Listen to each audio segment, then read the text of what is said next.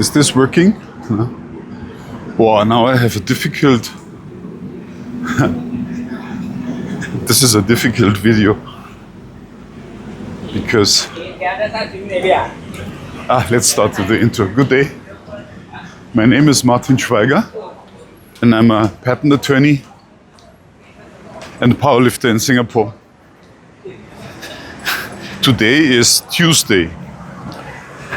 And now this is why the video is difficult, because I don't know the exact date. Could be the 22nd of July 2025 or 23rd. We need to look it up.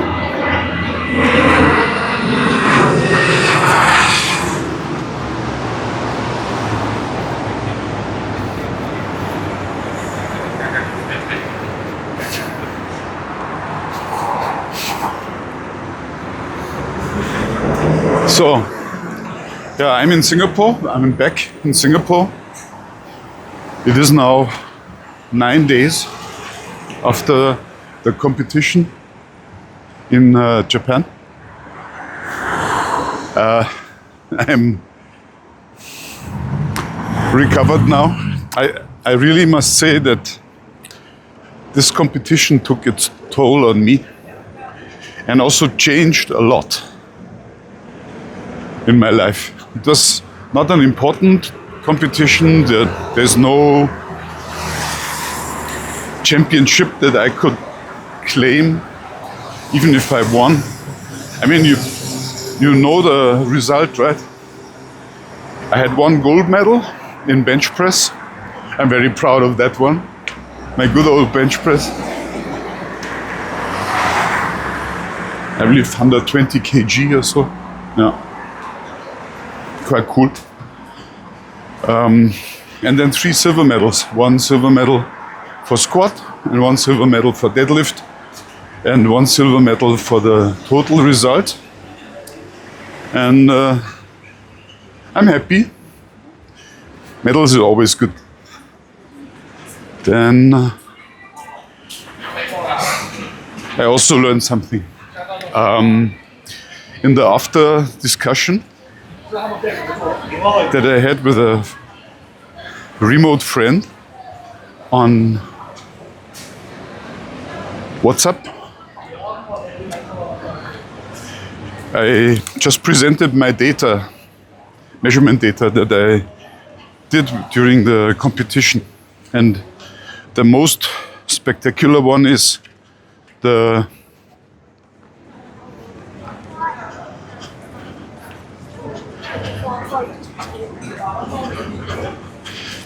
blood glucose, because on the Thursday before my lift, my competition day,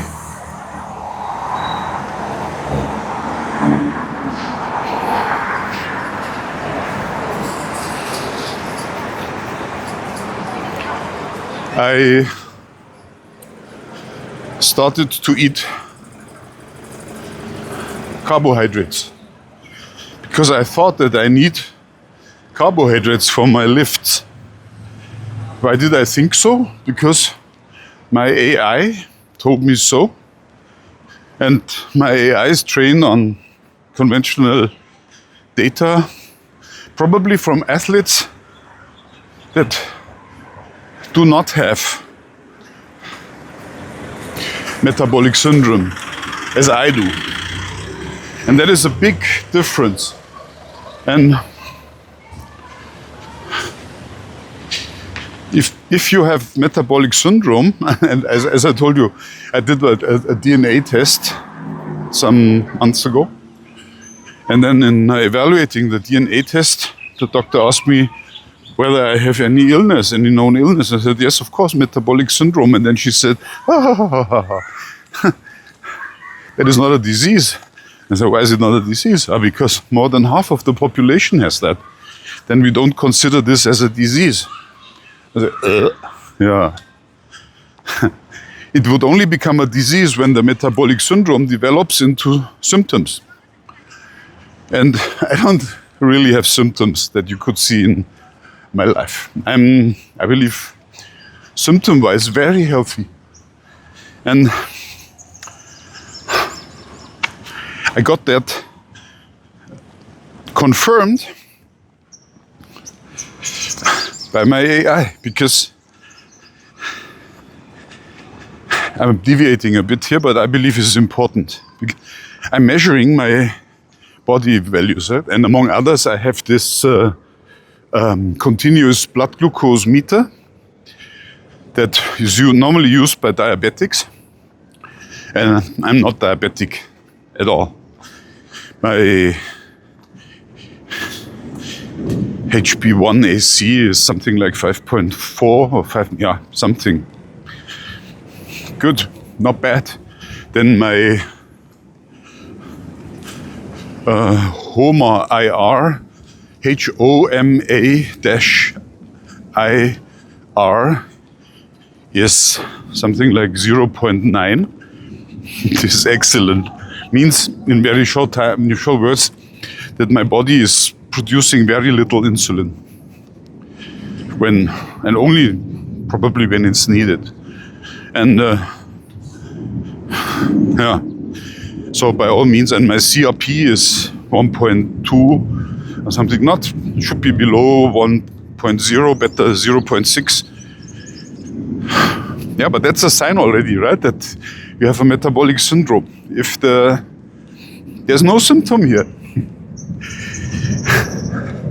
Right? If I see a doctor, he would send me home and say, well done, very good, for 60 years old, very nice.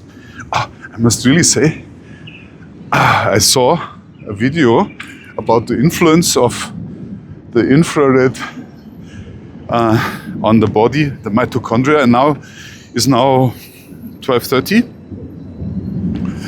and I'm under the full equator sun, which is right on top above me. We live 100 kilometers north of the equator.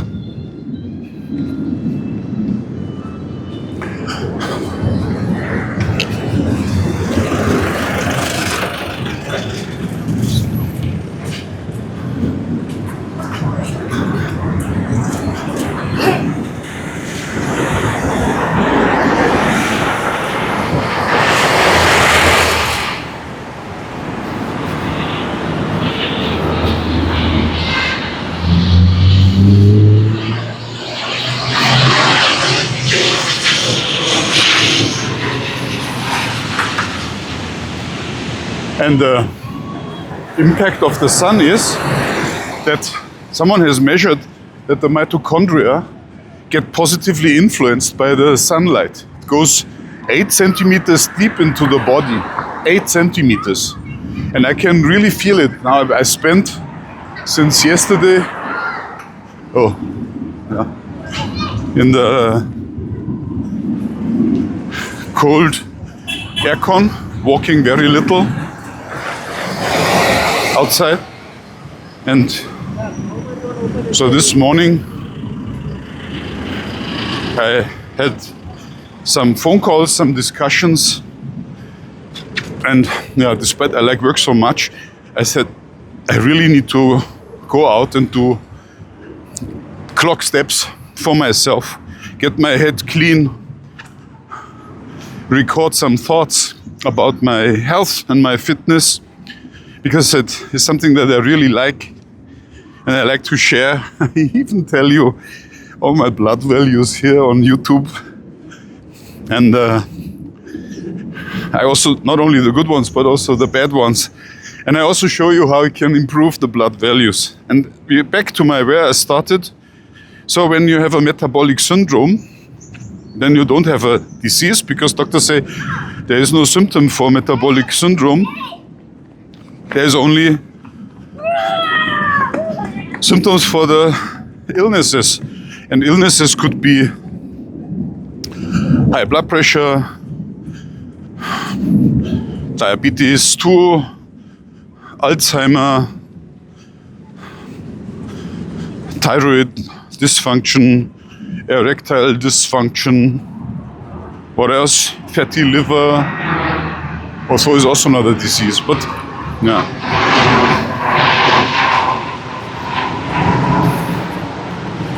So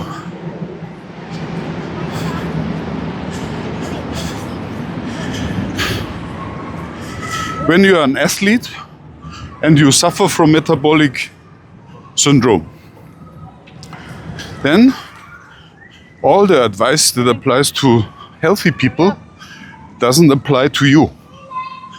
I give you an example. A healthy athlete would need carbohydrates before training and competition and so on and so on. That's not really true. You need to fill your glycogen storage, and for that you need carbohydrates, yes. But you don't need extra carbohydrate floating in your body. It helps, but in my case, it just messed up my entire measurement values. So since this Thursday, when I started to eat and drink carbohydrates, and also during competition, my blood sugar goes all up and down and fluctuates. So it really goes through the roof, even with the smallest amount of carbohydrates. And so I entered all this into my AI and gave me the following insight. It says, oh, your muscles are fully insulin responsive. There's no insulin resistance in your muscles, but your liver is still insulin resistant. So when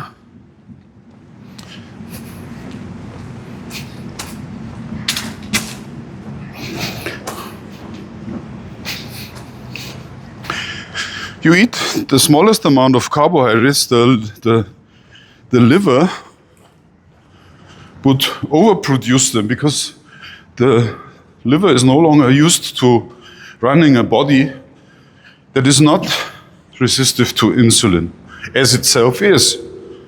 So that's very funny. And I pondered a very long time on this insight, and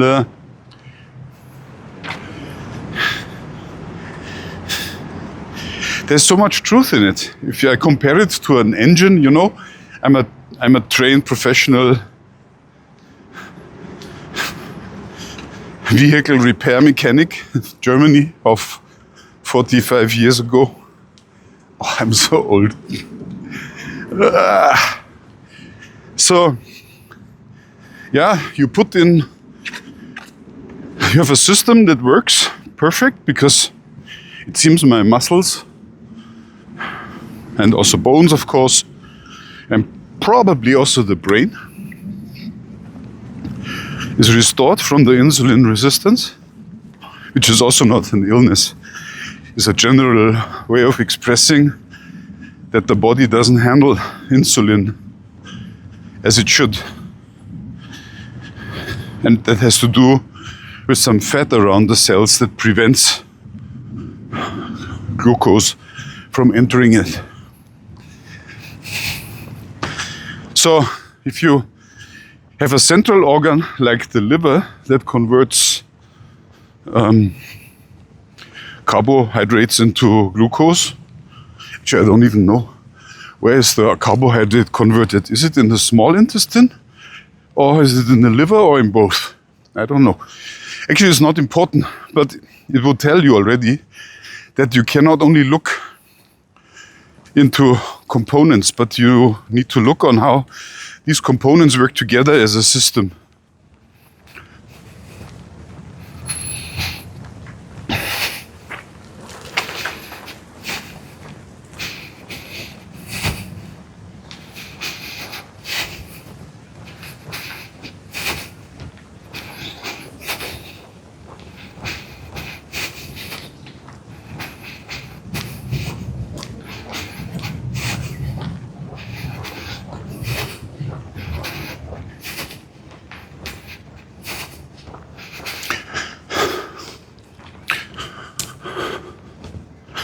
So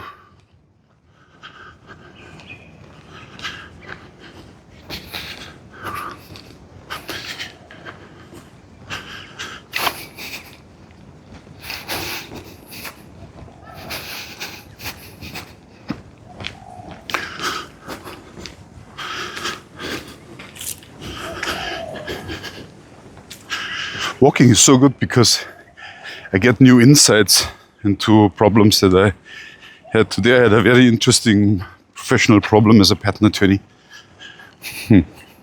But no, I don't turn this into an innovation blog. Let's stay with my health and fitness. So it does not suffice to just determine one component that is broken, but you need to look at the system. And what I understood is, systemically thinking, there's always a bottleneck. There's one component that limits all the other components. That applies to everything that runs in the system. And the art is identify the bottleneck. And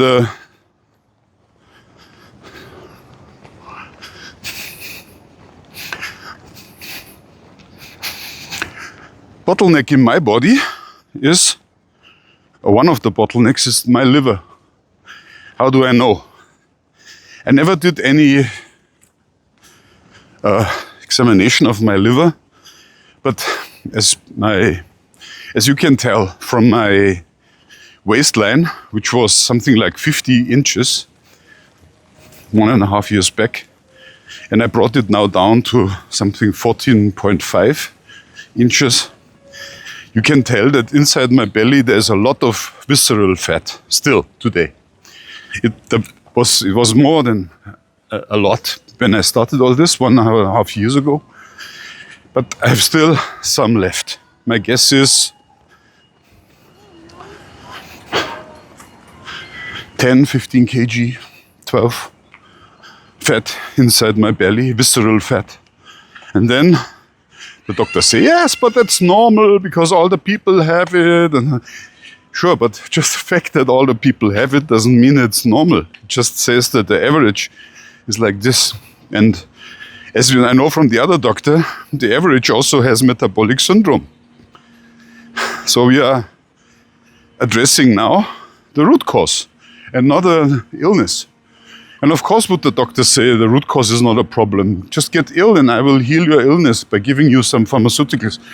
No, I don't want that. I don't want the pharmaceuticals. I don't want my metabolic syndrome. So what's the bottleneck? The one most important bottleneck is my liver. As I've identified by this experiment, I take a little bit of carbohydrates and my blood glucose goes through the roof. So the AI would suggest, number one, address the visceral fat, and also do some small training so that the liver doesn't get shocked anymore by carbohydrates. And the liver says, the AI says, okay, after training, when your glycogen and everything is emptied or lowered or made smaller, eat some small amount of carbohydrates and then immediately go for a walk to prevent a blood sugar spike from happening. And okay, I can do that. By the way,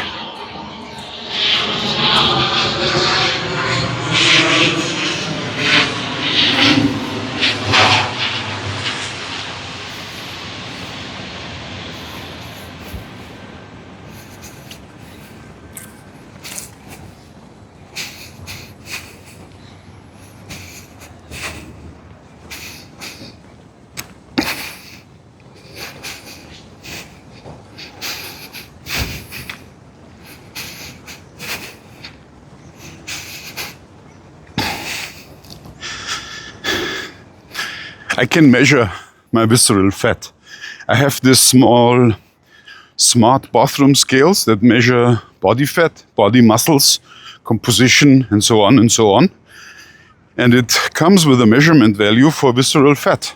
And that measurement value is not very accurate as seen in itself. But if you measure often over a certain period of time, then it will become a data cloud, and the data cloud has a clear median. Yeah, I would say median is the best. not average. And if the median of that data goes down, that means that the measured body value also is reducing, and my visceral fat measurement value goes down. I have a second method for measuring visceral fat, non-invasive. I was in a hotel in Shanghai, and that has something like a more sophisticated body composition measurement tool. And so I went inside. I believe it's something like DAXA scan, or I don't know, I forgot the name. So I went in, and the results partially tallied with the measurements of my bathroom scale. But again, I don't think that this is an accurate measurement that you can take as an absolute value. I believe the tendency is the important thing. And the tendency can only be measured when I'm there next time. And next time I will be there should be around, I don't know, end of the year maybe.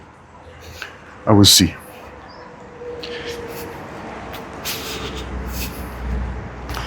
And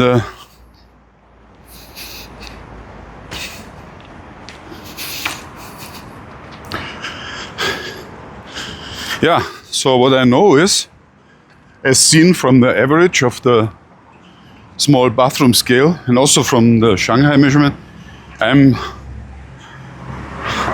outside of the average of the population.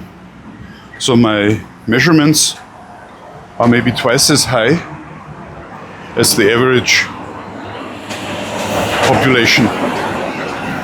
And to me, that just explains and confirms what the other measurements say, especially my AI.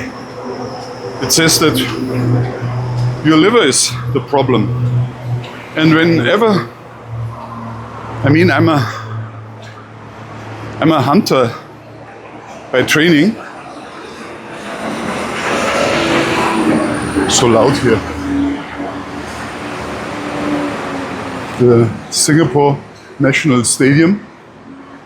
Yeah. Then the East Coast over there.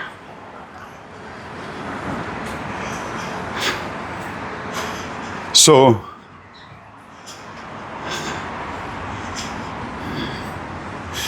I'm a hunter by training. In my youth, you know, I grew up in a very rural part of Germany. My father is a trained agricultural machine mechanic. And I remember in my street there were farmhouses with cows that gave milk. So there were also hunters, because there is wild game that you can eat. Some of them destroy also the crops, like wild boars, which is very tasty. So I remember in one year, that must have been 1993 or 1994, there was a big harvest of now is a good question. How do you call the fruits of the oaks? They look like nuts, but yeah, the wild boars love them. They're very tasty for them and also very nutritious. So, and then these wild boars, they were kept in a fenced area of about 120 hectares big, and there was no long way that they had to go, but there were many oaks inside that fenced area. So they were feeding on those, I call them oak fruits. Yeah. And that made them very fat. And that was when I saw for the first time large amounts of visceral fat. So the visceral fat sits like an extra layer around the organs and mostly around the liver and also the small intestines. And that makes our big bellies because there's so much fat around these organs that the volume inside the belly is larger than normal. So you can tell from the diameter of a belly or the circumference whether someone has visceral fat or not. That's confirmed by many measurements over many decades. Yeah, so the waistline should be below 40. In my case, should be even lower than that, maybe 36. So I have a long way to go. I also realized that because at that competition I met a guy, Stephen, from Australia, and he's competing in the 83 kg body weight class. And that's my goal. I want to go there. I know I can do it because my body height is 183 centimeters. And I remember when I played Olympic handball for Bavaria, my body weight was 83, 84 kg. And so I want to go back there. And that would come with very little visceral fat. And my hope is that when I achieve this state, that my body's overreactions to carbohydrates would stop. And I have another thing. The abuse of feeding the body carbohydrates must also stop, and stop during competition times. I mean, I don't eat carbohydrates anymore anyway, or very little. Today is water fasting day, by the way, for me, every Tuesday. And I resumed that this week because last week I was recovering from the competition, so no fasting. But today I resume, and tomorrow dry fasting. So, in short words, I decided that I will never ever again load carbohydrates in excess before a competition. I rather run out of power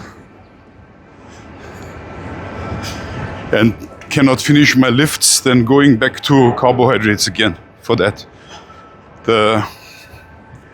In exchange, I can run on MCT oil. What happens here? My camera.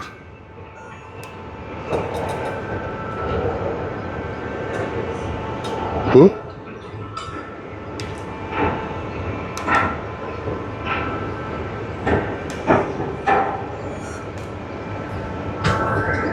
Oh, my camera, my gimbal battery is empty. That's very bad. That usually happens when I put the phone a bit offset from the middle, so that the thing needs a lot of power for balancing it. And that only after 30 minutes. Yeah, so, but in very short words,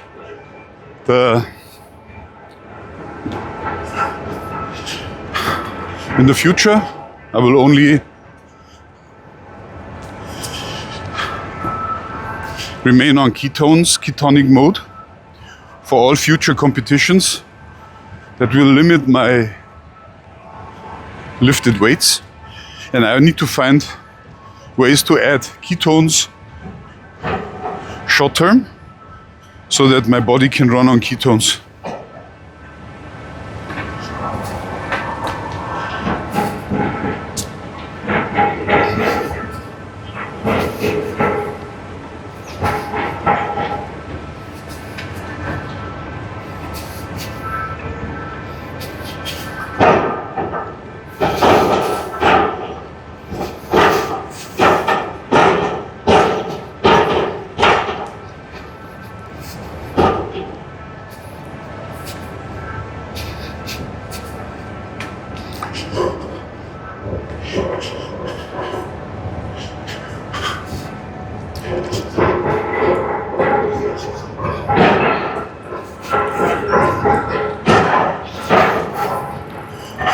One way to do this is to drink MCT oils, and I need to experiment with that. Medium chain, I don't know. It's one from coconut oil by fractioning it, and it has some chains, carbohydrate chain with 6 and 9 lengths or so. And yeah, in very short words, that's where I plan to go. Yes. And then measure my body values again and just stay away from carbohydrates in excess. I mean, the less visceral fat I have, the more can I tolerate carbohydrates. But for the time being, it's 0 until I reach my body weight of 83 kg. And today is day 1 of that new campaign. So you can follow me and also lose 20 kg of your body weight. 0 carbohydrates. That also means 0 beer. That also means 0 bread, 0 rice, 0 potatoes. What else? 0? 0 flour.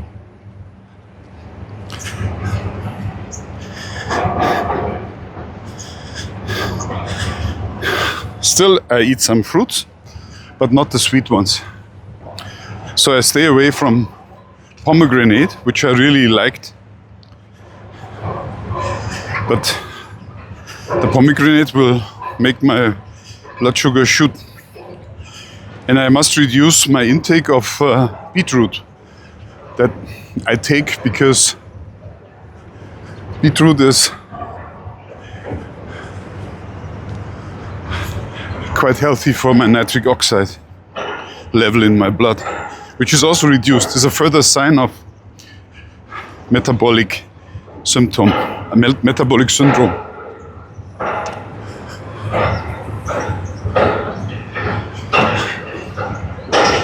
So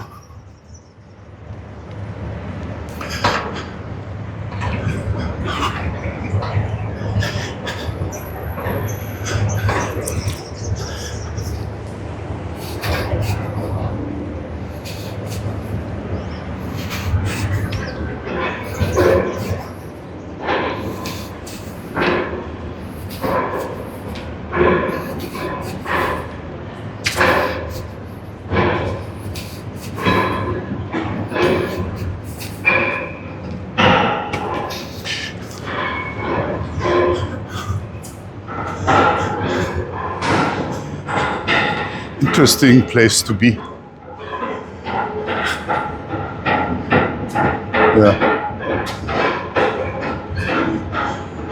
So I go now to the National Stadium, and then from there take the MRT, the subway, which is here on above ground, to where I started. Need to find a way.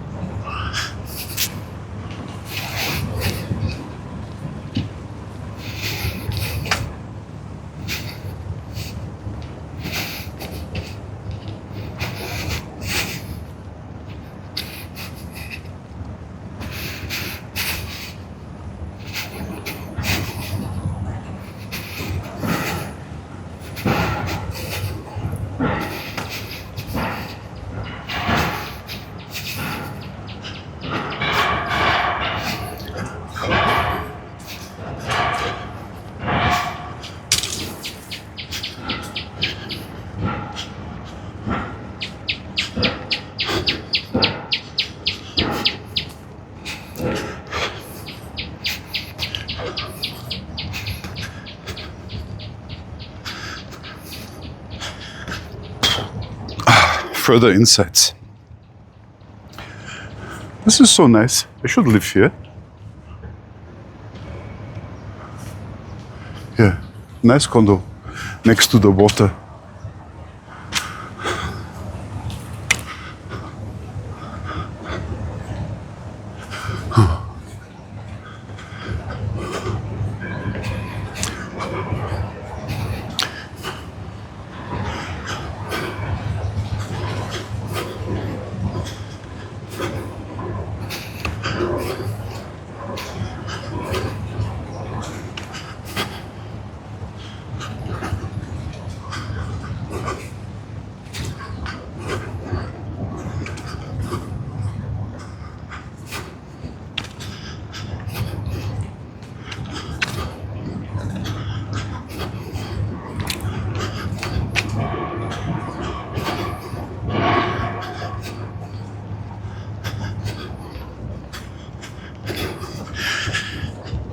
Next thing that changed my mind, another bottleneck in my body, one of 3 bottlenecks that I am addressing over the next 100 days. My sleep. My Oura ring, which is a very important thing here, tells me that I don't sleep enough. And while I spend enough time in bed, I wake up often for a short time, and sleep is not enough. So I'm always at values between 60 and 70, while it should be more than 80 or even 90. So I started the measurement period of 2 weeks.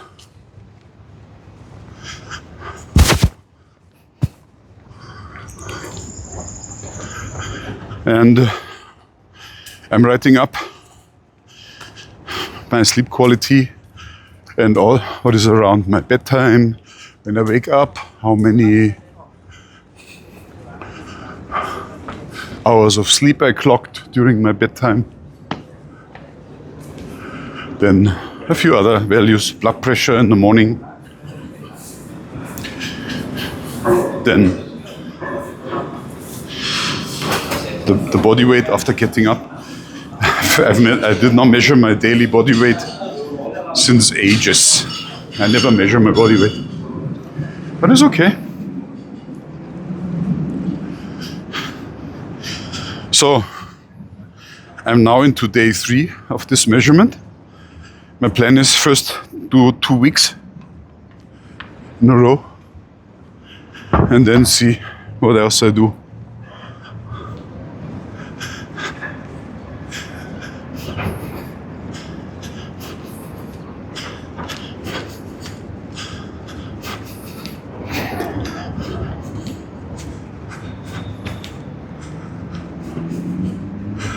And now the third bottleneck. I'm not sure whether this is really a bottleneck, because in order to measure it, I would need a measurement instrument that's not available in Singapore easily. It's about measuring your body producing hydrogen after consuming sugary substances. Because if that happens, that would indicate that you have fecal or fecal bacteria in your small intestines, and there should not be such bacteria. Very few bacteria is located there. And if that is the case, then you need to refurbish your small intestine and the large intestine. Such problems can happen when you take antibiotics, which I have taken, of course, in my life. In today's life, there's nobody who has not taken antibiotics. But I always did it without refurbishing my guts, because I didn't know how to. So, and I don't have symptoms, at least not that I know of. Maybe I even perceive it as normal, and it is a symptom. But how to refurbish your gut? And that in a, of course, natural way. Because you wouldn't take pharmaceuticals for doing so. So what I found out because of a friend of mine is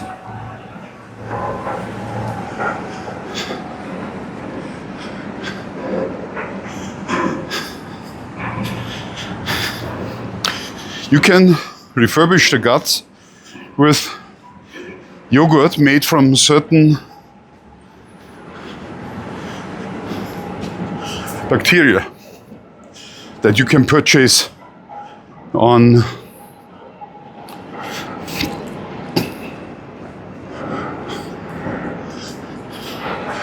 online, for example. Okay, which I did. And then I use those bacteria that come in the form of tablets to create yogurt. And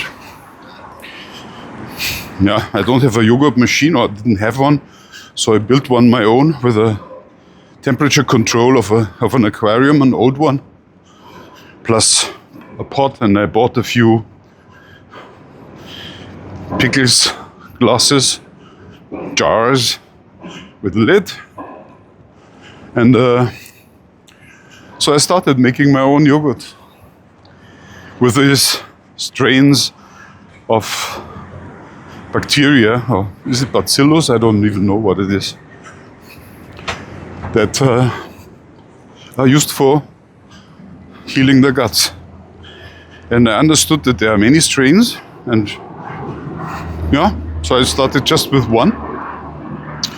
I learned how to make the yogurt. I'm currently making my second batch. Yeah, after doting the hot milk with a whey liquid of the old yogurt, then you can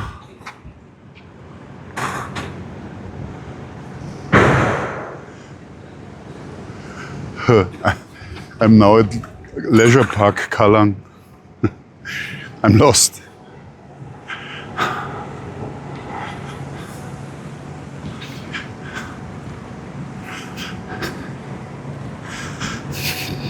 So you use the liquid from the earlier yogurt to dough them, and today I've made my second batch with the liquid from the first batch. And I will see the outcome only tomorrow noontime, when the 36 hours fermenting period or curing period is over. Yeah, and then I'm good to go. I also ordered some natural antibiotic substances online. Actually, it sounds more than it is. So it's, I believe, cinnamon oil that comes in capsules that get diluted only in the small intestine. And then there are a few others like berberine and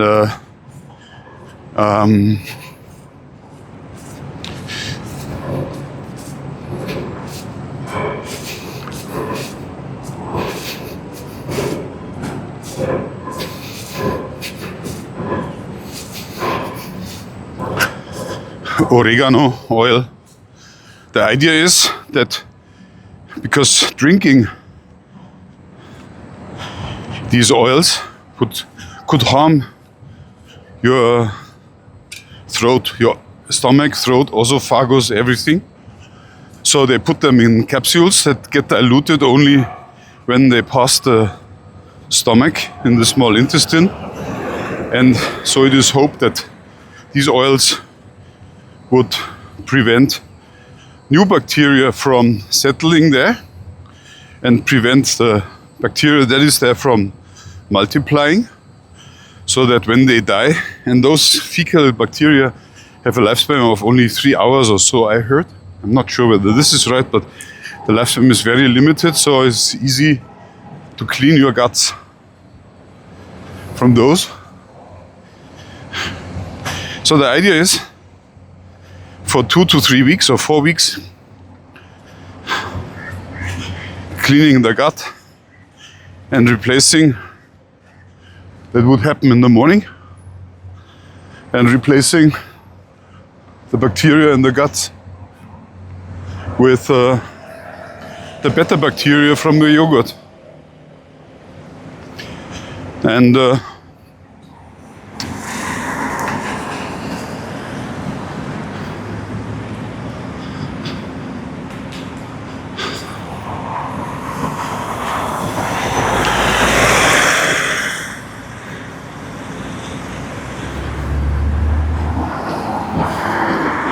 hoping that the gut would improve, so that when I have the measurement instrument, when I travel next time I travel to Germany, it would confirm that I produce hydrogen and methane only 1.5 hours after eating sugary substance like inulin. That would indicate that the methane is only produced when the inulin has reached the large intestine, and that's where it is allowed for the methane to be produced, because you would expect the bacteria there. Wow, so hot today. SG60. Yeah. This is the Singapore 60th anniversary year here, and you see a balloon. Yeah. And it's very funny because I'm born in the same year as Singapore became independent. Oh. Let me see.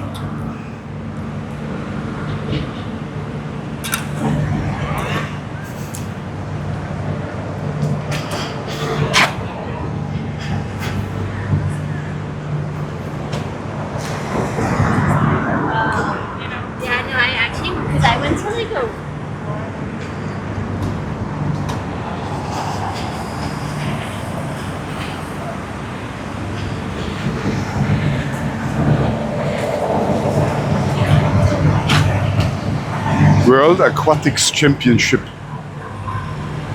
Did they build a tent for that event?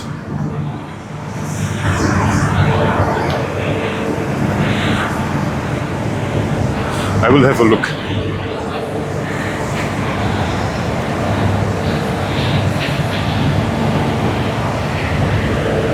It's all locked.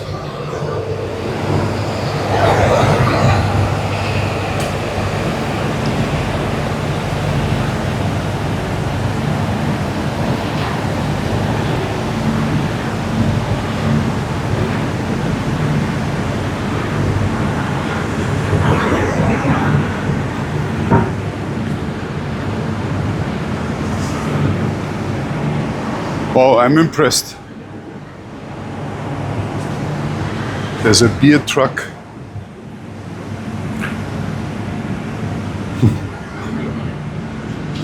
No more beer for me. Until I reach the body weight of 83 kg.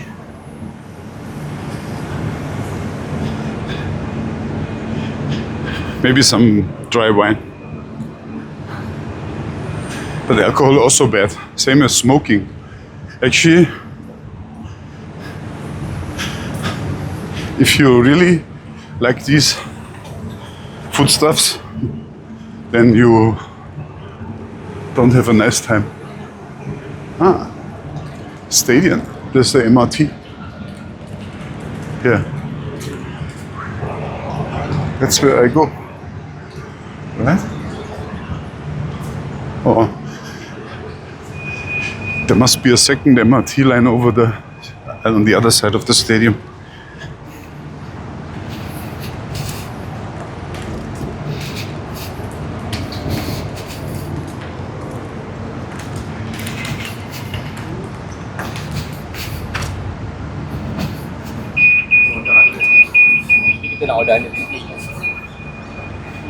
Meep, meep, meep, meep, meep, meep, meep.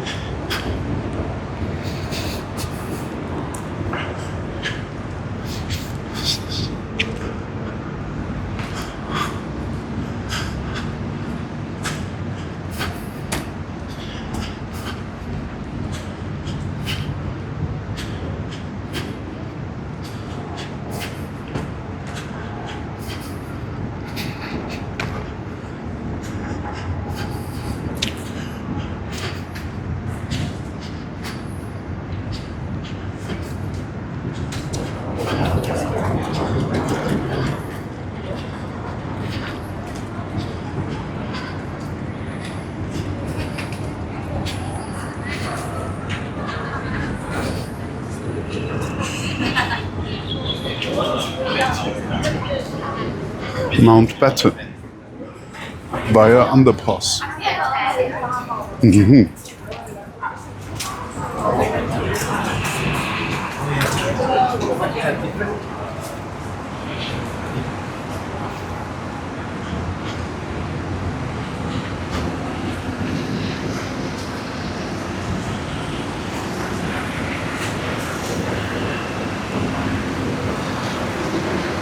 Interesting.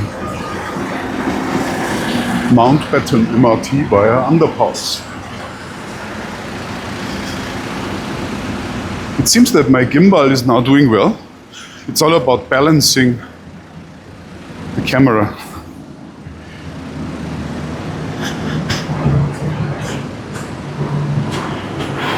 That costs a lot of battery.